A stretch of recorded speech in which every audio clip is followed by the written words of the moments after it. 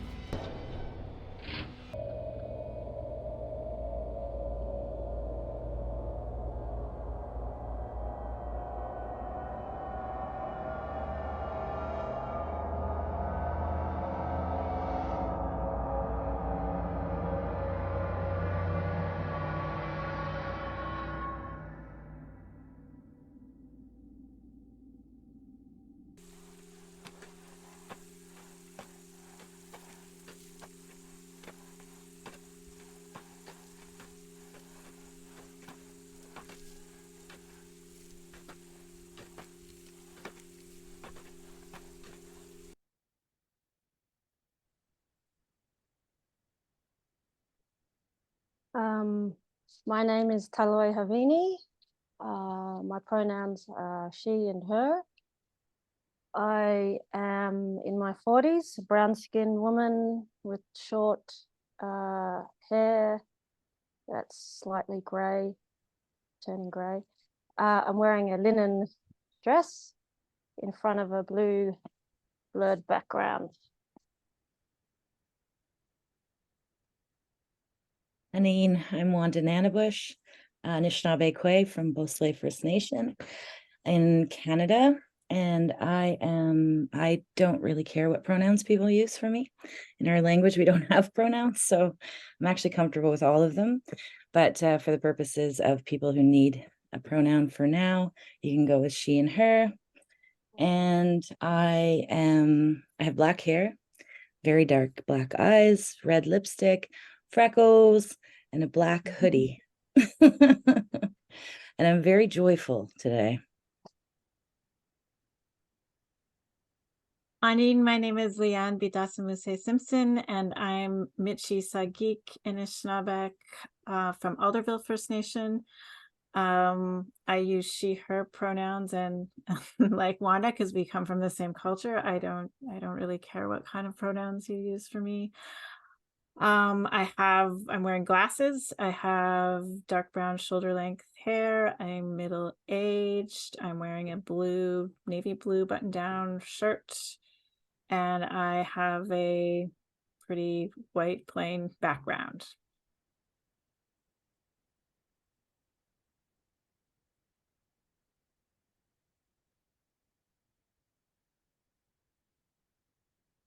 I guess I should start by introducing the work that I have for Artists Mundi. My ancestry on my father's side comes from Buka, from a Haku language-speaking people,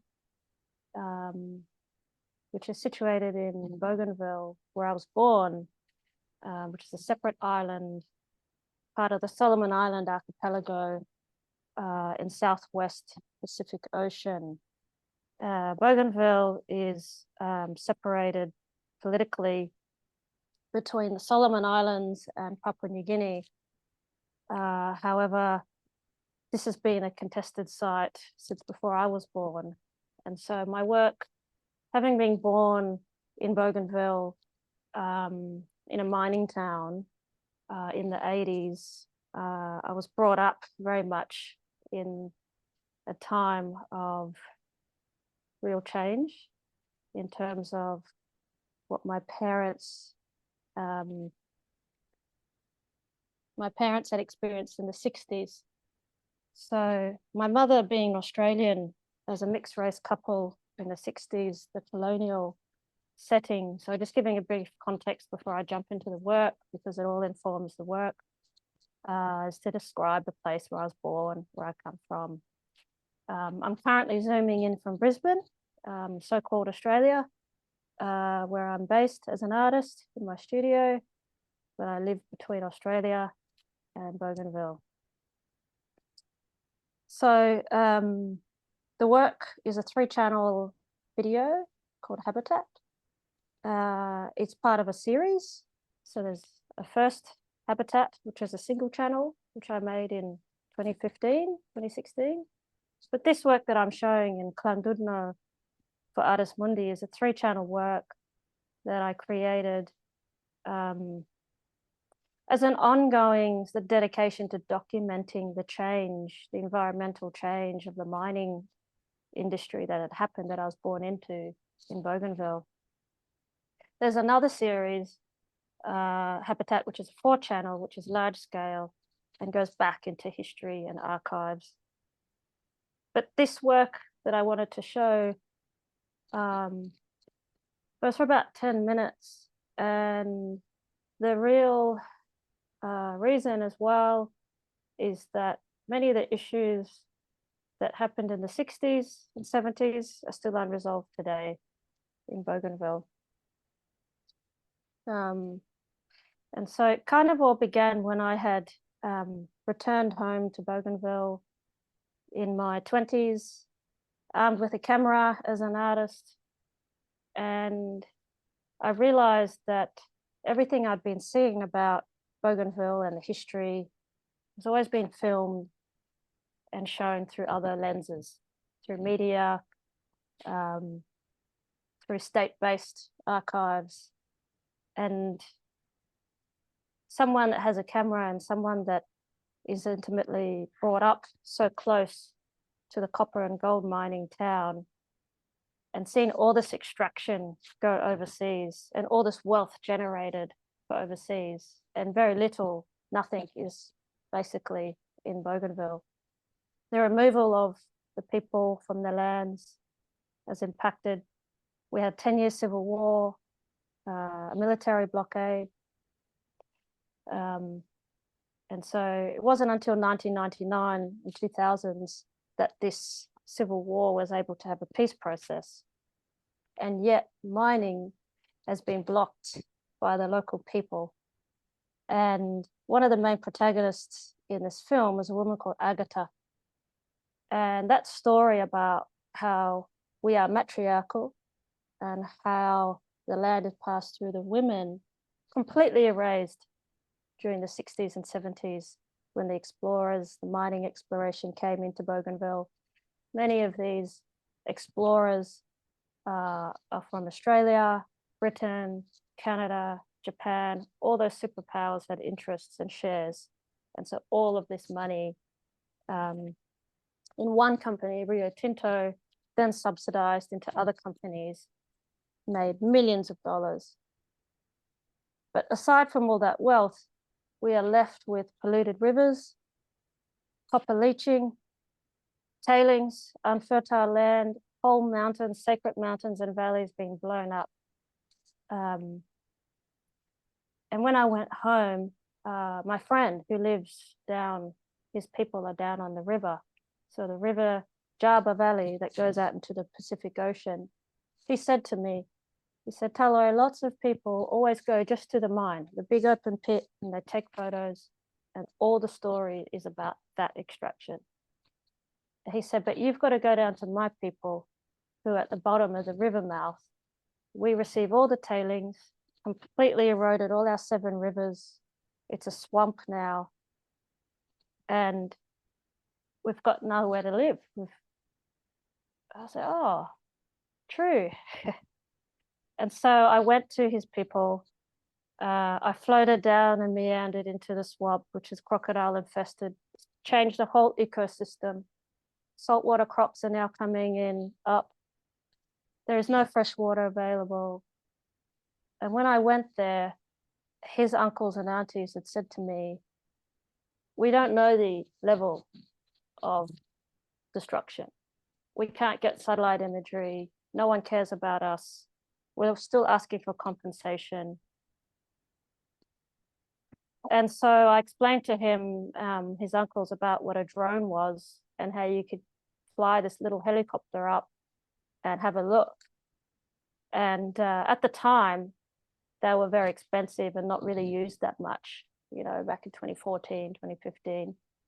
I think it was 2013, actually, my first visit. And he said, well, you come back with that tool and we'll use it. I was like, oh, okay. So I went back to Australia, bought one, went camping, taught myself how to use it, went back to Bougainville as an artist, and then back in with the Conawedo people, Damien Hassola's relatives, we started to document. And so that is the story, the beginning of the Habitat series, and realizing that there is no compensation. There is huge environmental destruction. Currently, the people are still trying to take the company to court through an environmental case. The current situation is that there's a standstill, that there's still more 7 mining leasing areas or 6 to go. There's still oil. And despite the people having voted for independence, the state of Papua New Guinea has not given that back. So for us, all of Bougainville, even though I come from the north, Agatha who is that traditional owner, is left mining instead of gardening. So that is that broad overall description of the work habitat series. That was the image at the very end of the work, right? Well, it's at the beginning and at the end. That is what you're talking about, Agata's mining in the water, and you come in far away and then you come in close. Is that right? Right. So I had spent time, so the middle of the island, Bougainville, is at the time in the 60s, was the largest open cut pit mine in the world. And it wasn't just the mine, but it affected the whole valley all the way down to the ocean. And because it's being such a volcanic island, the way that the mining company decided not to dam the tailings is because of volcanic. Creating a dam would be dangerous. So in their mind, by just blowing up huge valleys and pushing the indigenous peoples off their land and dumping the tailings into the Pacific Ocean was the way. And when I'd spent time in the pit, is a very sad situation in many African countries as well, where these companies come in, they only have a short mining lease, and then the people are left to do small scale mining. And so I spent some time there, and I saw Agata, and we chatted, and I talked to her, and I explained what I was doing. And I asked her, do you mind if I film you? And if you look directly into the lens of that camera, because this work will be shown across the world, and I want you to look at them, and I want them to look at you. And she said, yeah. So she wasn't really acting like it's documentary work, but with a point. Just, and it had to come from her. And what Australia, what Crown law, what colonialism didn't understand in Bougainville is that women inherit the land, and women would stand in front of these bulldozers and chain themselves. And so we have this saying in Bougainville, the land is like our skin. Raphael Bella, he's an elder, he coined this term in Bougainville, who's since passed. And he said, you cannot sell our skin. So our skin and our land is one, connected. Yeah, I think we have a similar, Leanne, you can jump in here too, but very similar understanding. And we think of water as the lifeblood of the mother, which is the earth, right? So it makes sense, this relationship. So even though we have all these movements where we say land, water, it's all one thing that we're thinking about, of course, one web of relationships. Here, definitely in Canada and the US, there's been multitude of movements in relation to mining, in relation to water protection, in relation to oil, that really has forefronted, like what you're saying, like the women are usually first, the artists are there, artists and women, the children, the youth, the elders. And I find that in the last few years, it's been even more forefronting cultural practices within the movement. So even doing the movement in a more, say, Anishinaabe way, like if we were going to say my culture. And I think that's part of its strength. So it's kind of not only recreating these relationships, it's also building a cultural strength in the face of such destruction. I don't know how you felt that the protests themselves have built a community or built any cohesion in the community, or you know what I mean? Because you talk about how the mine and the independence movement kind of go hand in hand. Yeah, yes. I think the jarring thing that went on for decades was that the colonial administration saw this huge deposits, rich deposits. And there are like, you know, the whole island is full of tribal people, like everywhere indigenous peoples have been living on our lands since time immemorial. And suddenly the extraction industry turns up and says, oh, look at that, you know, sure, you guys own the land and the rivers and you have a relationship and you're part of that ecosystem and the habitat. But we have this law that says that 6 feet under belongs to the crown. Mm-hmm. And that's sort of like, they didn't discuss it. They just came in and took it. And then conflict, you know, it's an age-old story, conflict. And yet the strength of it actually pulled people together, our belief in our land, that mobilized the men to pick up arms and bows and arrows. And it became this sort of story of guerrilla warfare for 10 years and you know, state-based violence coming in. And we're still recovering from that post-conflict. There is no infrastructure, and it's a sad system. And so that's why when I go back every year, it's part of my story, it's part of everyone's stories. There's whole generations that are born into war without even knowing why. And these rivers are polluted, people are dying, no one cares. And so aside from this big sort of pit of destruction, it's actually us bodies of water. And that's why I decided to go and document and highlight the changes in our river systems. And when I showed that work in Clandudno, even the installers and people there, like, is this real? Like, did you Photoshop this? Like, no, it's documentary. It's just like, it shouldn't look like this. This is the state of our planet.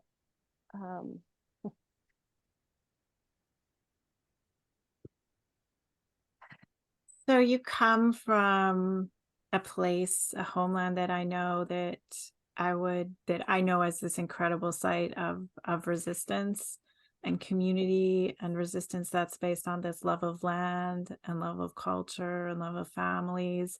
And you're making this work. And I love that. I feel like it's so beautiful that when you go to your community and you talk about the drone and your elders are just like, yep, go get one and bring it back. Like, why didn't you bring one? Very familiar to me. And so you're talking with your people and making this work that the world's going to see. So what did you want the world to see? And also, what did you want your community to see in the work?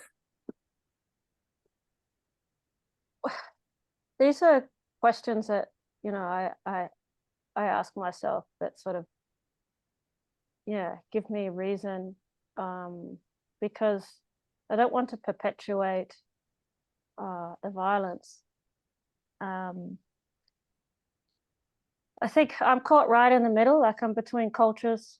I'm part Australian, I'm part Bougainvillean. It took me a long time in my own body to heal that as well, because on one hand, we're colonized. I inherit the genealogy of colonizer and the colonized. And yet when I look to my parents, they met out of love. And my mother believed in and still does in her husband's people to be themselves and to be free and to be part of that journey, and could see the injustices and still does.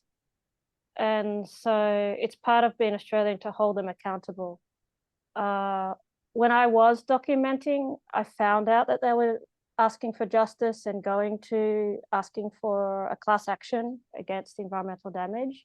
And so I could see a use for those images. And so I could see a use for, so that work that I have is actually all the backstory, all the things that you don't see in an art gallery is all the interviews that I'm taking, all the genealogical stories, just to affirm our stories and knowledges through interviews, through mapping. And so that whatever I film and whatever I take, I give back. And some of those photos have been used in a Jubilee report to document against the in the class action case. So as I think you both know, as Anishinaabe people, like whatever you do in community, you're so transparent. Like you don't, my father said to me, you're not an individual, you're an island, you're part of many islands in the ocean, you're part of a community. So my work is collaborative. What I want the rest of the world to see is that in this day of over imagery and stimulation, people go to an art gallery to see art. They go, you never know what you're going to see when you go in. And as an artist, that's what I love. I love doing that myself, reading and seeing these stories and through that lens of an artist. And so I just want to flip that idea of what you're seeing and think about it. And as crazy as these images are and places are, and kind of beautiful. I mean, nature is beautiful, even when it's destroyed. It's nature, right? We didn't make it. It's the power of the natural forces. We have a lot to learn from.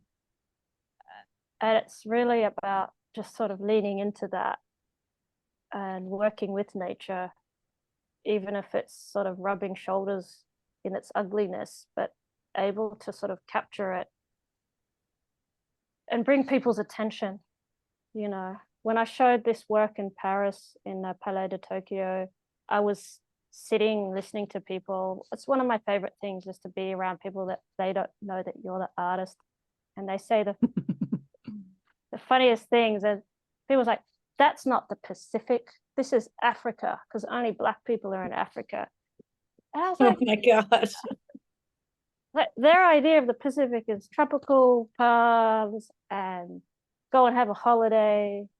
It's like, oh, well, it is the Pacific, you know. And It was interesting, like watching, I mean, in all of your work, there are these like deep themes and kind of stories of colonization and violence, and but it never feels that way when you're looking at them or watching them.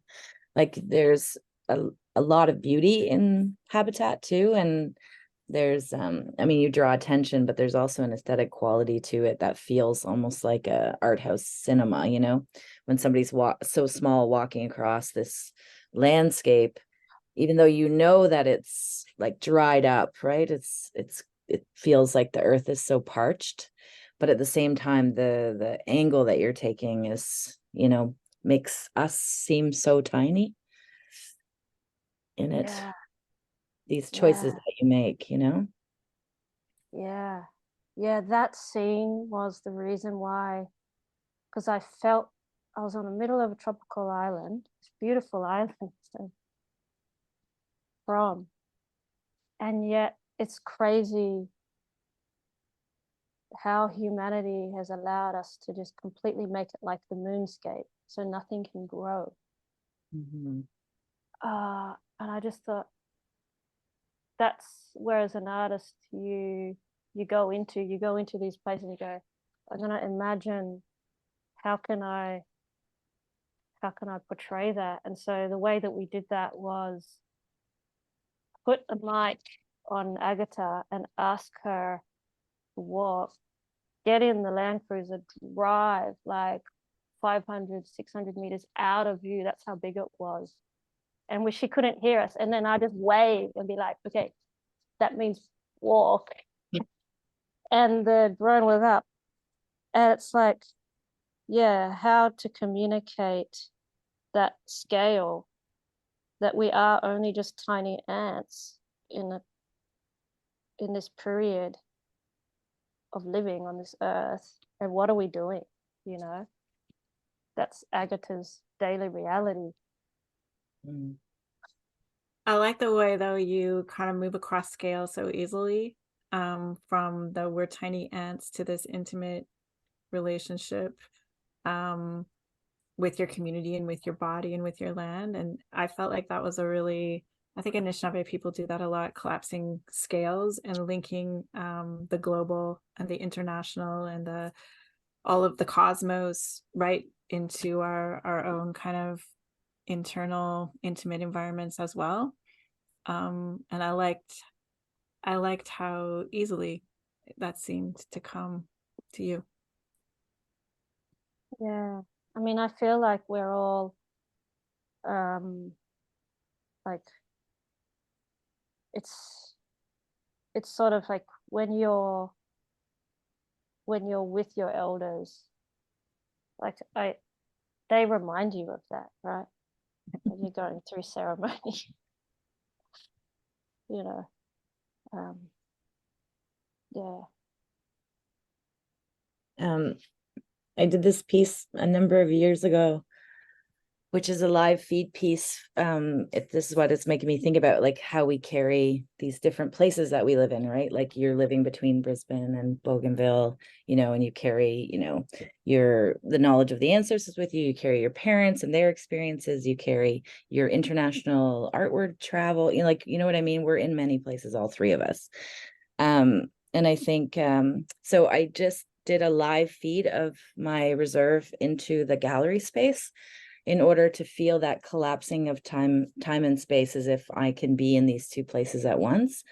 But also it was of the dock, so it's where you come and go from it, which is my experience now, right? I don't live there anymore, and last time I lived there was 2015. So, you know, I'm always coming and going. And then when you live there, the most exciting thing you do is watch who's coming up from the boat. You know, it's like, oh, there's Jim's truck, you know, like this is the news. Like we're all looking out the window when the boat arrives. Like we just want to see who's driving by, if anyone's visiting, you know, like, and it's this slowness that I felt like also needed to come into the speed of my life in this other place. Like even our rhythms, right? Like everything is different. Like you talked about ceremony, you know, that's also its own rhythm. Yeah, but anyway, this thing that we carry as Indigenous folks who make work and live between worlds. I love that, Wanda. I love how you spoke about this. It's, you only know if you have that experience of time just slowing right down. Hey. Yeah, it's the best.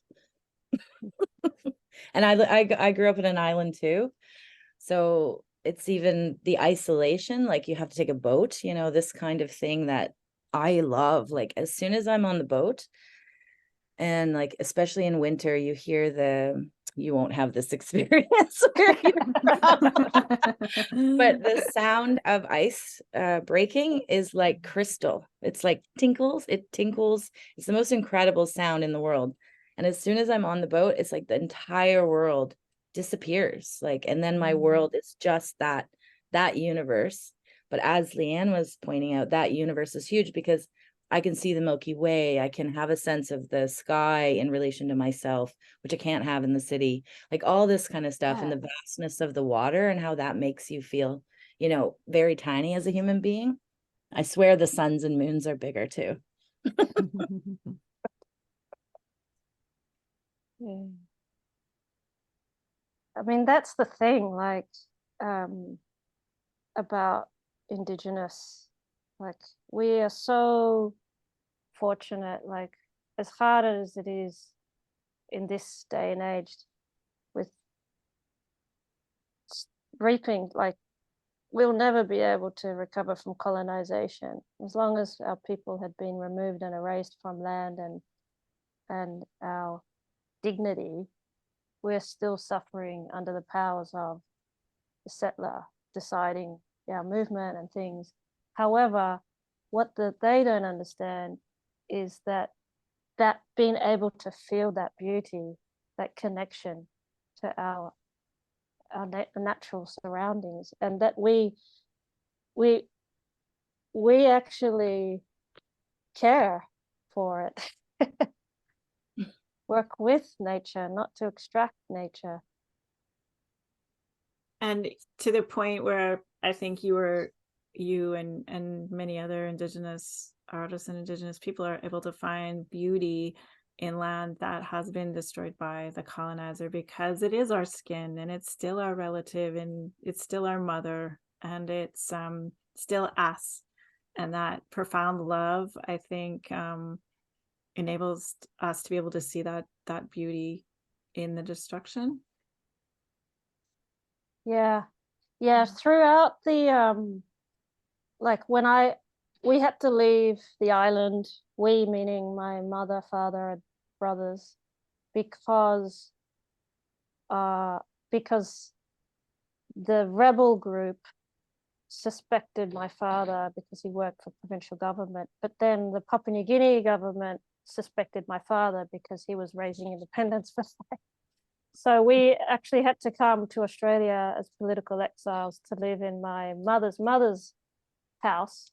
So we transported to this suburban city, Sydney, in 1990.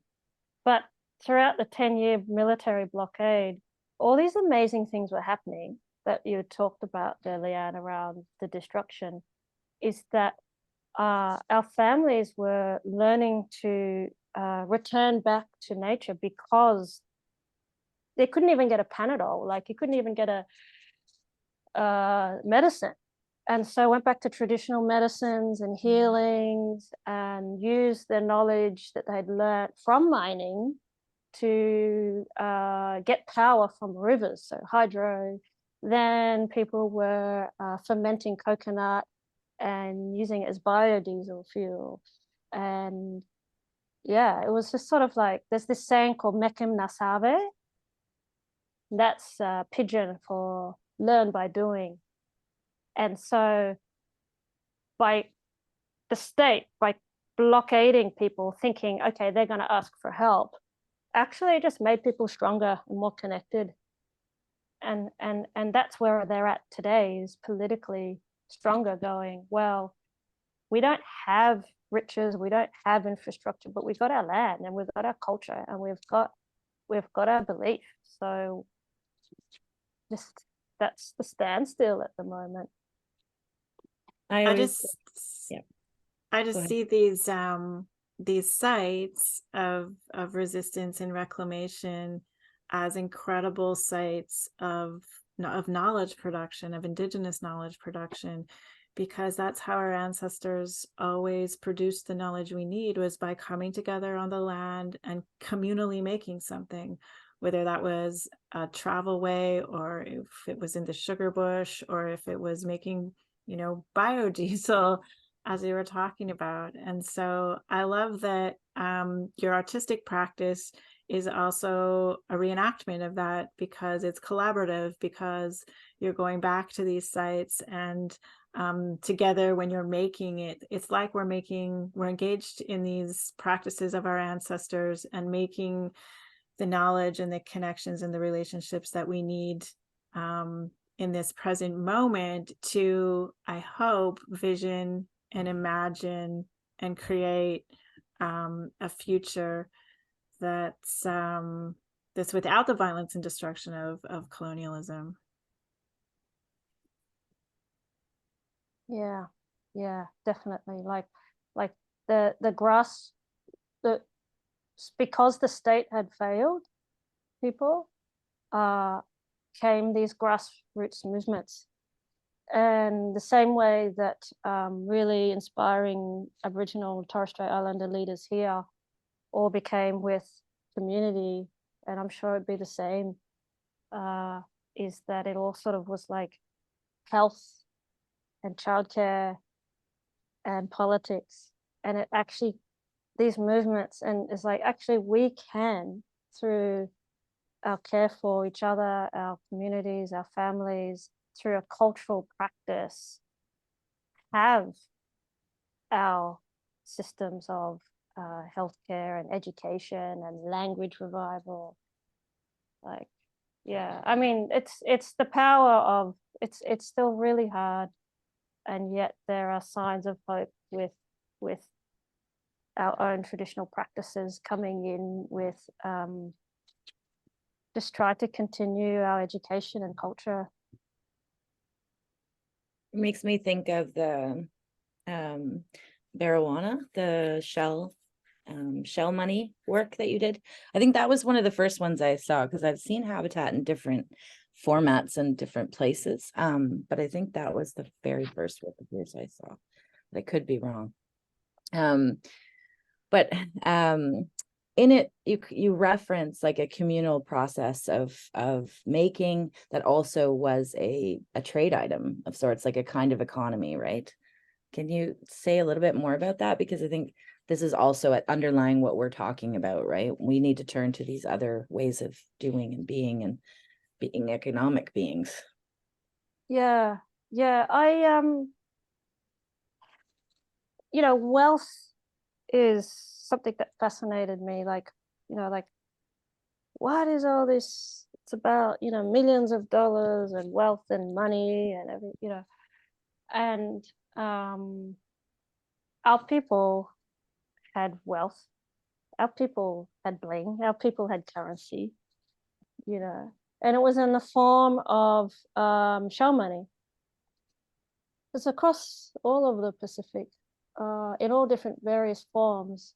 So in Haku, and it was a sort of way to sort of, through this artwork, engage with my father and my clan relatives about, like, well, what is that? Let's really explore it. You know, as artists, you get so deep in to your work and materials. And so it was a really lovely connection back to family around our traditional forms of currency, and that, you know, it was traded and used for all the big important things like land, marriage, funeral, reconciliation, like things that really, really mattered between, and it's all about relationships. Like you trade through relationships, or new ones and old ones. Like we used to have skirmishes and battles with you know, all the time, but would put down our sorts so we could like trade. Like, you guys got the pots, okay, we've got the crabs, you guys got the, okay, oh yeah, we still need to intermarry, like you know. There's this whole trade, and some great stories came out and around, yeah, we could survive off our own currency. And it was just sort of, so I had, instead of making it from grounded shells, I'd made it from reclaimed clay, earth, ceramics. And I even got an economy around me, like my Tongan and island sisters, you know, we would just sit around in the studio and make, and then create the work on one huge steel, like, spiral. I think we counted like 2,000 of them, individually made, handmade rings. And so they would have been individually handmade lengths, traditionally, of shell money, and bartered. And some people, again, I was standing next to people when that was being shown in Sharjah, and it was suspended like a spiral in a room, and someone read the label, then they went back to the work and they were like, that's not money. That's where I saw it first. And so yeah, exactly. What is money? It's such a symbolic, someone decides on its wealth and its currency and its value. Who decides that? For who does that benefit? I just spent time with this piece at the Queensland Art Gallery in Brisbane, Armenian, because you sent me there. And I had just arrived from Turtle Island, and so I'd been on the plane for like 250 hours, and I was jet lagged, and it was the first thing I did, because I knew it was wrong to go to sleep as soon as I got there. And so I encountered the piece before I had read about what it was about, and it was immediately grounding for me. I felt like I was being seen, actually, by the piece, because the spiral nature seemed like so many of our ceremonies. The tiny pieces reminded me of seed beads, of like that women, you know, sit around and bead, and it's one, that practice of one tiny thing at a time. And when you're patient and you put them together, you're building this other stuff. I felt like it was like in the center of it, it was like there was this almost an energy radiating from it. And then when I read, you know, about shell money and the economy, it was just so familiar to me, because I feel like all of our economy was this deeply relational system of care and of intimacy. And it wasn't, in a sense, money, right? Like it wasn't this transaction where the game was to get as much as possible, and it didn't matter who you screwed over as long as you accumulate this wealth. It was about kind of how you live well in this network and in this container. And I feel like that the shape and watching kind of the light move around was like a really beautiful sort of metaphor of a leaky container for everything that's important to us. And it was really amazing for me as an Anishinaabe person to see this piece first when I got there. So yeah, I don't know. I don't have a question, but it was a really beautiful experience.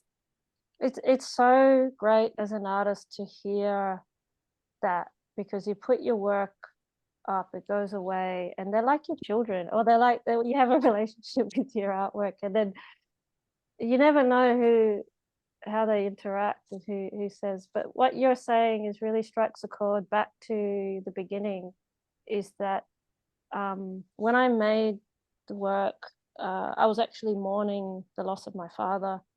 So I first made that work the year that he died, in 2015. And I had just thought, okay, I've got to make this work for an exhibition, as artists you do. And so, and I had, you know, I was grieving. So I was not sleeping. And so I'd be like, wow, I was really productive. So I made, in the small unit that I was living in, you know, thousands of lots of little things out of clay. And I didn't know. And it just like, I was just living with all this work. I think lots of artists know what that feels like when you don't have a studio. You just live with your work in your house or your bedroom. And I knew that was going to go on exhibition, but I hadn't realized like how. I didn't know how to like put it, because shell money, you can wear it. We wear it in ceremonies. It can be stored in a pot, like a vessel, like you talked about, and hidden. And I just thought, oh my God, I've just made like thousands of these things. How's it going to go? And the curators were like asking me, how are you going to display it? And I'm like, I'll come back to that. But when I went back to my village and we did the morning ceremony in our Chohana is our tribal house, it came to me exactly how you were talking about. It was grounding. I was on the earth. Our tribal house is on the earth, and I looked up, and we're like, all of the clan, the relatives were in this house, and there was a shell money suspended, and it was red. It was Betawana. It was red. It was the most valuable prize, is when someone dies and they go into the next ancestral realm. And I was just like, wow, I got goosebumps. And I was just like, okay, thanks, Dad. That's how I'm going to do it. And so I went back and I was like, okay, we're going to suspend it. And so that's a very meaningful way of how it came. And only if you open your heart out to that and think outside the box of what is currency, is exactly what you're talking about. Is it's about relationships, continuity of our practices. Yeah, it's deeply moving too, because it's in constant motion. So you feel this sense of the surrounding, like you're constantly being surrounded and constantly in relation. Like those it's like a motion that never ends, you know, it's like permanent. And also I was thinking about time when I was looking at it too, because the color shifts too throughout it. And I'm a little bit curator like, and I'm always paying it over fucking reading details. But anyway, but it was making me think about time. And for us, it's time is not something that begins here and ends here. So it's also, the spiral is a perfect image of our conception of ourselves in time, you know, too. And the way we have, like, the ancestors aren't in the back, like behind, you know, they're here, present. Like those times collapse in the now too, and the future as well, you know. Like we have this thing, I always think about this when when my mom died, I wanted to, I was the saddest part for me on top of losing her was that she would never meet my children that hadn't been born yet. And that link would be broken, right? So just like the link to my grandmother was broken because she died young too. So I think that I still get emotional thinking about it, but this spiral made me think about this kind of relation. And in our what I have been grown up with as a thought is that when a person is passing out, it's about a year-long process into the spirit world, and there's a lot of things we do during that year in a way that we let them go at the end of the year, like with fire and burning, you know, certain parts of clothing and stuff. But a child takes that long to come in as well into this earth. So I got pregnant right away so that they could meet in the spirit world together, and they had 9 months together. And then when he came into our world, he talked about her as if she was a living thing until he was about 7, in a way that I couldn't relate to, but it was totally his own, like he had been having conversations with her for a long time. So whether people believe this stuff or not, I really don't care. It was a meaningful experience and a way of thinking that of death in a very different way, and our relation to spirit in a different way. And I find that spirit is in that work. I really believe that, Wanda, too. And I feel like one of the things that I struggle with in my own practice is you can't write that into the proposal. But yet, if I can't be in a place where I'm open to that, then I can't make the work. And I feel like actually, as soon as I write it down in the proposal, I know that that idea is in a sense dead, because it's not open to sort of the energies of the universe that it needs to be. So I feel almost like I'm really grateful that you were able to say to that creator, oh, I'm not ready to talk about that yet. And then be able to go into ceremony and get that message from your father in this way that then when Wanda encounters the piece, that's what she thinks of. And then when I counter that piece, that's what I think of as well. Like that. Yeah. That's incredible. Yeah, I'm so enriched by having this conversation and sharing it with the world, because I'm finding at the moment that the West has this real thing about death and people dying. And it's like, we actually, as Indigenous people, spend our whole time thinking about that and living with it, and knowing these thresholds. And it is hard, it is scary, but it's like, it's inevitable, right? And it's actually enriches us to the spirit world. And gosh, I'm getting so emotional. We're all crying. Only in weird environments where we have to separate our emotions from what we're living and doing. Like, it's so bizarre, right? Yeah. But I think it takes this incredible amount of trust in yourself and your community and your relationships in order to be able to live in that kind of, I don't know how this is going to work out.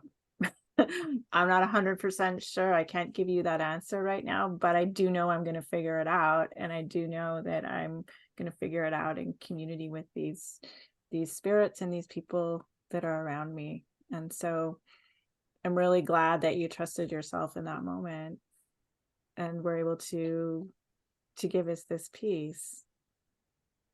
Yeah, it's something that those who are with us, like my auntie, my cousin, your mother, your grandmother, your son, like when I meet other Indigenous artists and people, it's sort of like heartening to know that is a way of operating, that you're not alone. That's our knowledge base is embodied, through that connection.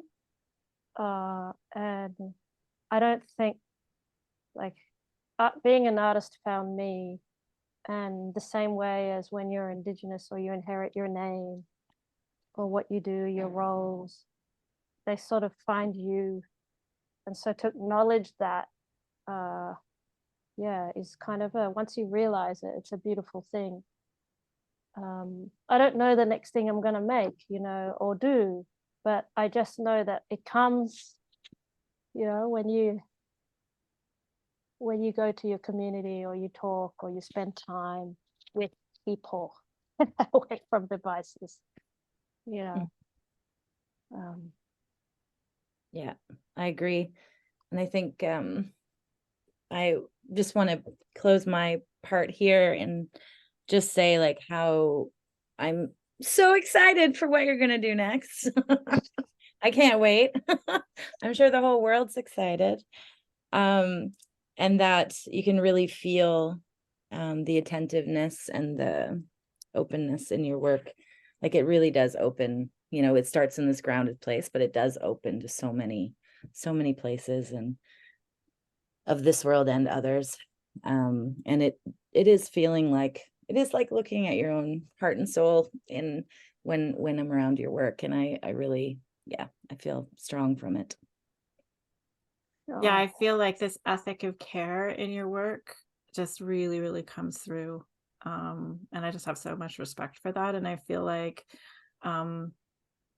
that's what immediately when Wanda said attentiveness, it's like it's attentiveness, but it's also this practice of care that's so beautiful. And I think grounds the work and expands it. And that's a wonderful, I think, thing to experience, or that's like a gift that I think your work is giving me, is at once seeing me and affirming me, but then also expanding me. So miigwech for that.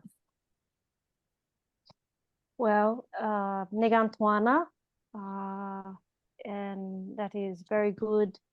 It is done. I want to thank you both as Anishinaabe Indigenous women, scholars, curators.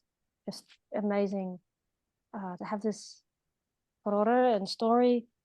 And may we meet again. Have more We stories. will. Thank you so much for spending that. I'm going to come haunt you this weekend.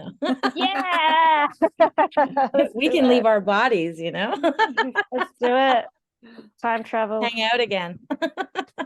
And thank you, Leanne, for seeing the work, Cis Pacific Art as an incredible Really is, yeah. to be in. Thank you. And thank you, Wanda. Miigwech. Well, thank you so much for the conversation and for sharing that stories and histories. And I mean, never have true words been spoken in terms of how we should learn from each other, I think. I mean, that the ideas of embodiment and relationship of body to nature, to the natural world, of reciprocation and of relationships between the spaces and the land that we occupy and the relationships to community and with each other have never been so pointed, I think, and important at this moment in time. So a more than fitting end to the series of 7 conversations that we've held with the all 7 artists who are forming part of Artist Mundi 10. Thank you all again for today, to Wanda, to Leanne, and of course to Taloi. And I too look forward to meeting you all in whichever realm and space and time that we may find ourselves in the future.